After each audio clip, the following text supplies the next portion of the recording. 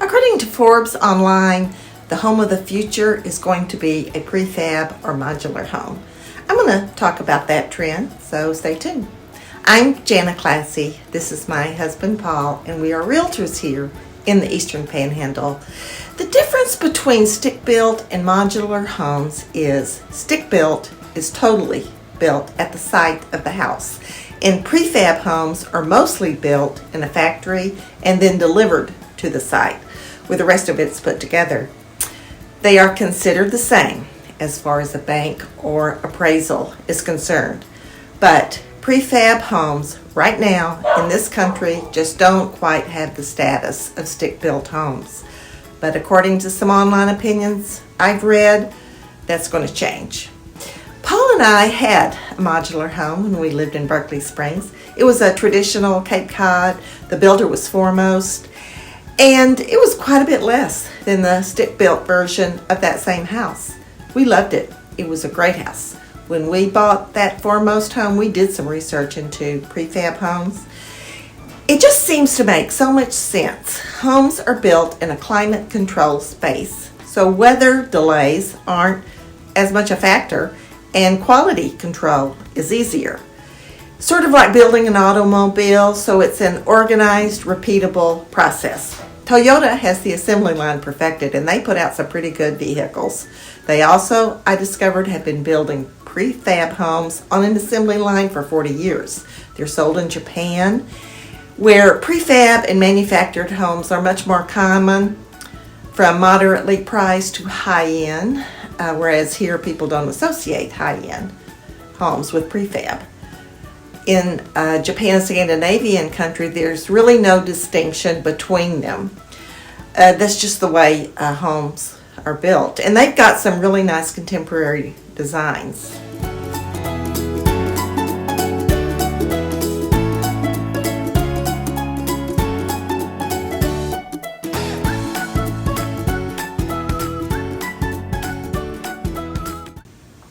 In this country, traditional designs are mostly what's available for prefab homes. Ranchers, Cape Cods, colonials. Although there's a few prefab builders in the U.S. with some interesting designs. Boxable out of Las Vegas has a 375 square foot tiny home. The Casita has 9-foot 6-inch ceilings, 8-foot doors and windows. Gives it a feeling of space. And the amenities are nice. Stainless steel appliances, wide plank vinyl floors. It's really a snazzy little design. It's about the size of a studio apartment. I've lived in an apartment that size many, many years ago in DC before Paul and I got together, when I had a lot less stuff.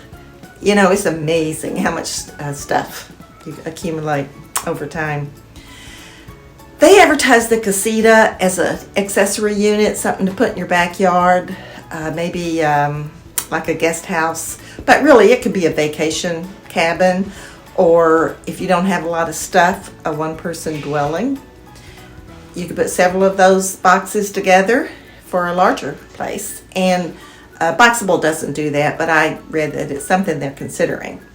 Right now, there's not many prefab companies that I could find with the contemporary, high-end, creative designs that you see in Europe and Japan, but I do think that's coming. It just makes too much sense to ignore. Currently, prefab builders are facing the same shortages that stick builders face, so costs have gone up considerably, and there's a long wait for homes. A few, like Katerra, have gone out of business. Stated reason was that construction cost, inability to convince contractors to move away from their traditional subcontractors. So the idea hasn't exactly caught fire here yet, but according to Forbes online, that will change, and prefab construction will be how homes are built in the future, along with energy efficient features, smart technology, artificial intelligence. Remember that space age family with Rosie the maid? Yep, Mr. and Mrs. George Jetson. Rosie is our new robot maid, George. I watched that every Saturday morning when I was a kid. All right. Thanks for tuning in. We'll continue to bring you good real estate information, and if you do need help, give us a call. 304-264-2828. Okay, I'll see you next week. Have a great week. Bye.